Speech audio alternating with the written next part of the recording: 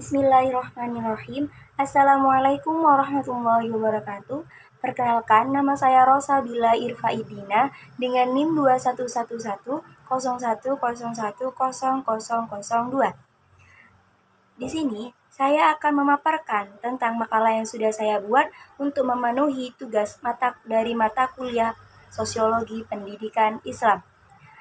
Makalah tersebut berjudul Peranan Guru sebagai Tenaga Pendidik yang Profesional pada Lembaga Pendidikan dan Masyarakat. Sedangkan pembahasan yang saya bahas dalam makalah tersebut yang ada 4 pembahasan. Yang pertama, peranan pendidik dalam lembaga pendidikan. Yang kedua, peranan sosial guru dalam pendidikan. Yang ketiga, peranan guru dalam masyarakat. Dan yang terakhir, peranan guru sebagai bentuk profesi. Yang pertama, saya akan menjelaskan tentang peranan pendidik dalam lembaga pendidikan. Dapat kita ketahui bahwa maknanya pendidik merupakan seseorang yang merawat, memelihara, serta memberi latihan terhadap individu, manusia, ataupun suatu kelompok untuk menjadi pribadi yang lebih baik. Pendidik dalam lembaga pendidikan memiliki peranan yang amat penting. Peranan tersebut yang pertama meliputi sebagai fasilitator atau sumber belajar, yang kedua sebagai demonstrator atau pengelola pembelajaran, yang ketiga sebagai motivator atau pembimbing, yang terakhir yaitu sebagai penilai. Karena pendidikan merupakan suatu sumber dari belajar, maka pendidiklah yang menjadi tempat peserta didik untuk mendapatkan informasi serta pengetahuan. Jadi, sebagai sumber belajar, maka hendaknya seorang pendidik harus memiliki serta menguasai tentang materi-materi pembelajaran yang cakupannya lebih luas daripada peserta didik. Yang pertama, saya akan menjelaskan tentang pendidik sebagai seorang fasilitator atau sumber belajar. Pendidik atau fasilitator tersebut berperan dalam menciptakan suasana belajar yang dapat menarik minat peserta didik untuk belajar dengan nyaman melalui pengelolaan kelas yang efektif. Sedangkan pendidik sebagai sosok demonstrator mempunyai peranan sebagai seseorang yang dapat mendemonstrasikan serta mempertunjukkan kepada peserta didik tentang segala hal yang dapat membuat peserta didik lebih paham serta mengerti pada segala hal informasi belajar yang akan disampaikan dari pendidik. Pendidik juga memiliki peranan sebagai cermin atau contoh teladan yang baik bagi peserta didiknya. Selanjutnya, pendidik sebagai sosok pembimbing, berarti dapat membimbing peserta didik untuk menentukan berbagai macam potensi yang dimiliki oleh peserta didik tersebut sebagai bekal agar peserta didik dapat mencapai serta dapat melaksanakan tugas-tugas perkembangan, sehingga dengan ketercapaian tersebut dapat menumbuhkan dan menjadikan manusia atau siswa-siswi yang ideal yang menjadi harapan untuk setiap orang tua dan masyarakat sekitar. Selanjutnya yaitu tentang pendidik sebagai sosok penilai. Berarti berperan dalam hal pengumpulan data serta informasi tentang keberhasilan proses belajar yang telah dilakukan. Karena dengan melakukan penilaian, pendidik akan lebih mengetahui sejauh mana pengetahuan yang telah didapatkan oleh peserta didik, dan dengan penilaian tersebut dapat menentukan keberhasilan dalam proses pembelajaran. Itulah beberapa sedikit penjelasan tentang apa yang saya sudah sebutkan tentang peranan-peranan yang dimiliki oleh pendidik dalam lembaga pendidikan. Selanjutnya, saya akan menjelaskan sedikit tentang peranan sosial guru dalam pendidikan. Seperti yang kita ketahui bahwa guru merupakan sosok yang menjadi peran utama pada hal pendidikan ataupun ruang lingkup yang membahas tentang suatu proses pembelajaran. Ruang lingkup sosial seorang guru dalam lembaga pendidikan sendiri memiliki sangkut paut dengan Dewan Pendidikan, Komite Sekolah, serta Kepala Sekolah. Pendidik di sini diharapkan dapat memiliki hubungan yang baik antara Dewan Pendidikan, Komite Sekolah, serta stafnya agar proses pembelajaran dapat berjalan secara optimal. Berikutnya, saya akan menjelaskan tentang hubungan sosial seorang guru dengan peserta didik. Seorang guru memiliki peranan terhadap siswa-siswinya. Hal yang terpenting dari beberapa hal yang akan dilaksanakan oleh seorang guru yaitu ialah berada di dalam kelas. Contohnya, dalam menjadi panutan, pengalaman, serta berbagi ilmu mengenai pengetahuan pada anak didiknya. Selanjutnya, hubungan guru dengan peserta didik dapat kita lihat dari beberapa macam hal. Yang pertama, guru sebagai sosok yang menjadi cermin atau panutan. Seperti yang saya katakan tadi, hendaknya selalu dapat menempatkan dirinya sebagai contoh yang baik bagi peserta didiknya. Jadi, sebagai seorang guru, kita tidak boleh semena-mena melakukan hal-hal yang dapat membuat seorang siswa tersebut menjadi sosok yang lebih buruk, bukan menjadi sosok yang lebih baik. Karena seorang guru akan menjadi suri tauladan atau contoh bagi peserta didiknya. Yang kedua, guru harus menumbuhkan rasa kasih sayang, tanggung jawab, serta sikap yang adil dan dapat menumbuhkan rasa tanggung jawab pada muridnya. Jadi sebagai seorang guru, kita harus memberikan kasih sayang serta mengajarkan tanggung jawab apa yang sudah kita lakukan tentang kepada murid-murid kita. Yang ketiga, guru memiliki tanggung jawab wajib dalam menjunjung tinggi harga diri setiap murid. Jadi kita tidak boleh membeda-bedakan setiap murid, tidak boleh membeda-bedakan dari segi fisiknya, sikapnya, kemampuannya. Kita tidak boleh membeda-bedakan karena semua murid itu letaknya setara. Yang keempat yaitu guru sebaiknya tidak memberi tambahan pelajaran terhadap anak didiknya dengan pemungutan biaya. Maksudnya di sini seperti kita memaksa kepada anak didik kita untuk penambahan mata pelajaran, namun sifatnya tidak gratis atau harus dengan upah biaya. Yang selanjutnya tentang hubungan guru dengan sesama pendidik. Karena sekolah merupakan tempat lembaga pendidikan yang memiliki sistem yang tersusun dari berbagai macam unsur yang kemudian terbentuk untuk menjadi suatu keutuhan yang utuh, maka dalam suatu lembaga pendidikan atau yang biasa kita sebut sekolah, terdapat beragam macam hal mengenai beberapa pola sosial yang terus tumbuh dari mulai suatu sekawan manusia yang saling berinteraksi dan berhubungan hingga kemudian terbentuklah suatu karakter dari hasil jadian individu tersebut. Jadi kita harus menjaga tentang hubungan guru dengan sama guru atau sama kawan pendidik. Selanjutnya, hubungan guru dengan masyarakat. Guru yang memenuhi persyaratan sebagai seorang guru profesional tidak akan dapat melepaskan dirinya dari bidang kehidupan masyarakat, di mana di satu pihak guru juga sebagai warga masyarakat tersebut, dan di sisi lain guru bertanggung jawab serta ikut turut serta dalam memajukan kehidupan di masyarakat, di mana guru juga turut bertanggung jawab memajukan kesatuan dan persatuan bangsa serta turut ikut serta dalam mensukseskan pembangunan sosial pada umumnya. Kemudian hubungan guru dengan wali murid.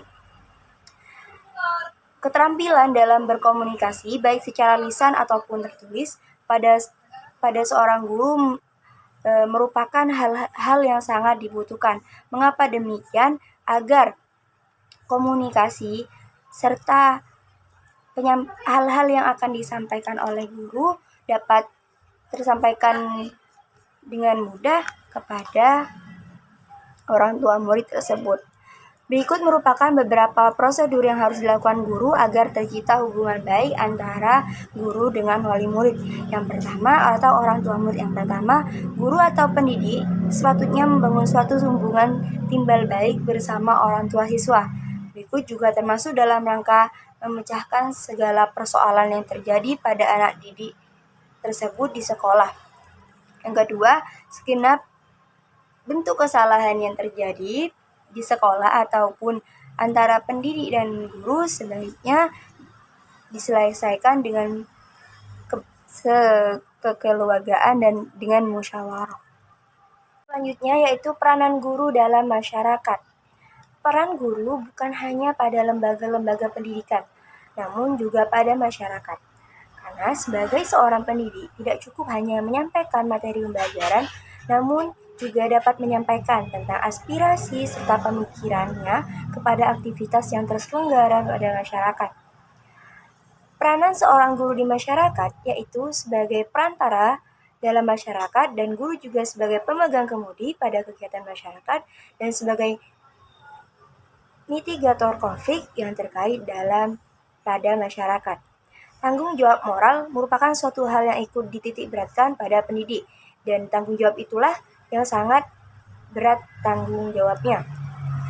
Berikut ada beberapa bagian antara hubungan guru dengan masyarakat. Di sini ada 3 bagian, yaitu pertama hubungan guru dengan kalangan masyarakat elit. Yang kedua yaitu hubungan guru dengan masyarakat menengah, dan yang terakhir hubungan guru dengan masyarakat pinggiran. Hubungan guru dengan masyarakat elit telah dikutip pada sejarah bahwa pada masa kerajaan, guru telah menjadi seorang penasihat raja. Dan di balik kegemilangan falsafah juga terdapat guru yang berperan di belakangnya. Dan dalam sejarah Islam telah dijelaskan pula bahwa guru merupakan seorang yang biasa kita kenal dengan nama ulama yang selalu diikutsertakan pada segala hal kegiatan yang diperintah oleh Nabi Muhammad SAW serta menjadi perwakilan yang diutus oleh Nabi pada negara-negara tetangga untuk perutusan dan juga syiar Islam. Jadi dapat kita simpulkan bahwa pada kalangan kaum elit atau pada masa silam, sosok guru memiliki pengaruh yang cukup besar. Dan sejak saat itu, pada waktu itu otonom daerah dikembangkan, jadi guru dengan masyarakat elit semakin meluas dan melebar hubungannya. Yang kedua yaitu hubungan guru dengan kalangan masyarakat menengah. Seperti yang kita ketahui bahwa dalam riset telah menjelaskan bahwa status sosial guru pada 21 negara berada pada ranking ke-7 dari 14 jenis profesi yang juga dihormati. Dengan kata lain, guru merupakan kalangan kelas menengah. Di beberapa negara selain Indonesia, guru dinilai sama dengan pekerjaan sosial lainnya. Namun, di Indonesia, peranan seorang guru memiliki perbedaan hasil riset, di mana guru di Indonesia melebur pada masyarakat dan menjadi pemegang kendali pada berbagai kegiatan masyarakat. Pada kalangan masyarakat menengah tersebut, hubungan guru memiliki keterbatasan, di mana peran guru dibatasi oleh status profesinya yang sangat tampak, sehingga terdapat kecenderungan seseorang guru hanya sebagai pengajar. Yang terakhir, yaitu hubungan guru dengan kalangan masyarakat pinggiran. Terdapat pada daerah pinggiran atau pedesaan, lebih condong terhadap menyukai sekolah sebagai tempat bekerja. Dan beberapa guru juga ditemukan mengalami kesulitan dalam menyesuaikan dirinya dengan struktur masyarakat pedesaan yang masih kental dengan adat istiadat tradisionalnya.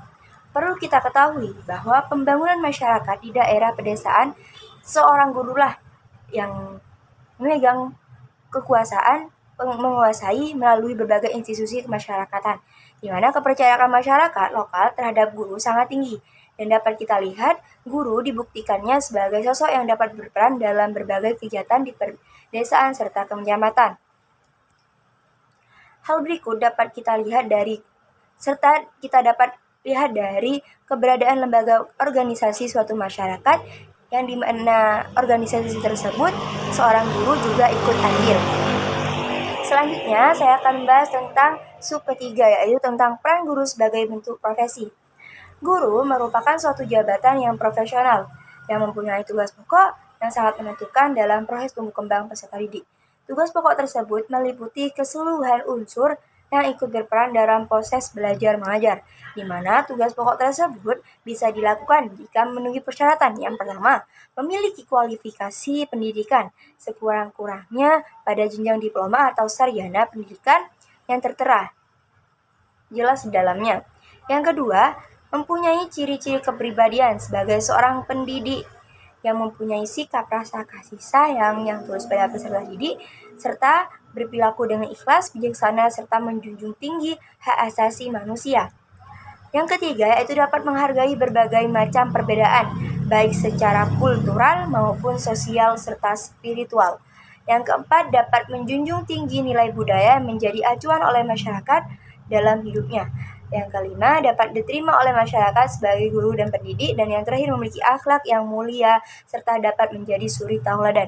Sedangkan tugas pokok pada guru yaitu yang pertama, membantu anak didiknya dalam mengembangkan potensi yang dimiliki sehingga proses tumbuh kembang terlaksana dengan sempurna.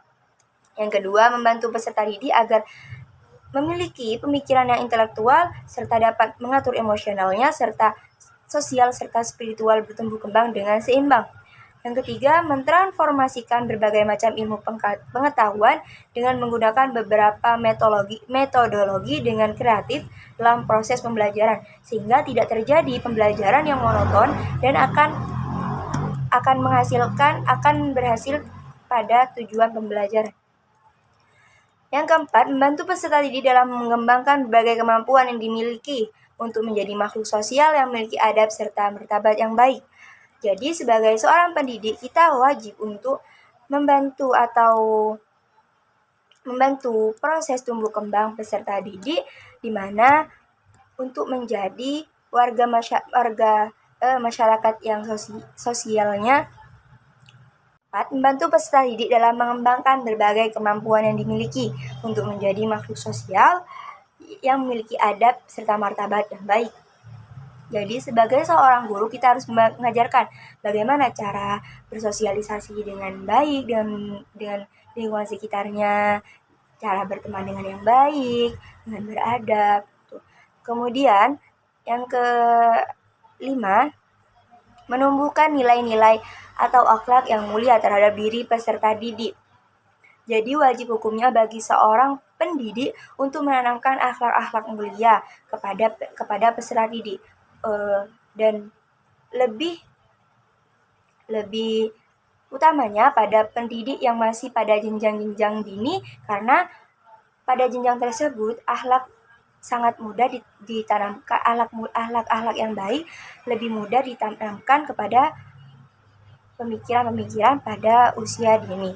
Kemudian menuntun peserta didik dalam mengenal berbagai macam perbuatan yang harus dihindari serta perbuatan yang diperbolehkan. Jadi seorang pendidik juga berhak untuk menuntun peserta didiknya pada hal-hal yang baik dan melarang kepada hal-hal yang buruk. Dan juga dijelaskan di sini pada filosofi pendidikan yang dicetuskan oleh Ki Hajar Dewantara yang berbunyi, yang pertama, guru itu sebagai role model atau ingarso sang tulodo, di mana memberikan teladan bagi para siswa. Jadi seperti yang saya bahas dari awal-awal, guru itu sebagai suri tauladan, guru itu sebagai contoh yang baik dan serta menjadi cerminan bagi para anak didiknya. Yang kedua yaitu sebagai motor penggerak, yaitu ing madya mangun karso, di mana sebagai penggerak atau penumbuh inovasi dalam proses pembelajaran serta penggerak peradaban dengan cara mengarahkan para siswa untuk melakukan hal yang benar. Jadi seperti yang saya jelaskan barusan, sebagai guru itu juga ikut turut menuntun anak didiknya untuk melakukan hal-hal yang baik serta menjauhi hal-hal yang tidak diperbolehkan atau yang buruk. Yang terakhir yaitu sebagai sosok motivator Tutguri Handayani, berarti mampu memberikan dorongan serta semangat kepada peserta didik dalam menghadapi segala persoalan dan mempelajari tentang nilai-nilai kehidupan.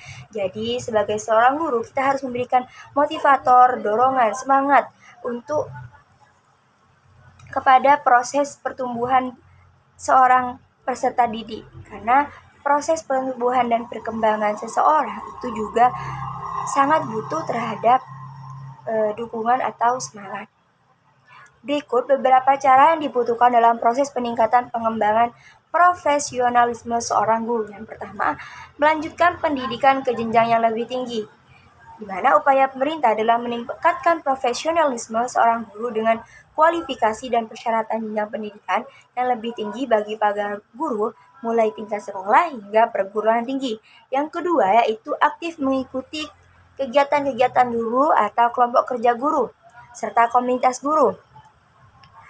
Yang ketiga yaitu mengikuti pelatihan yang berkualitas dari berbagai yang berbasis pembelajaran.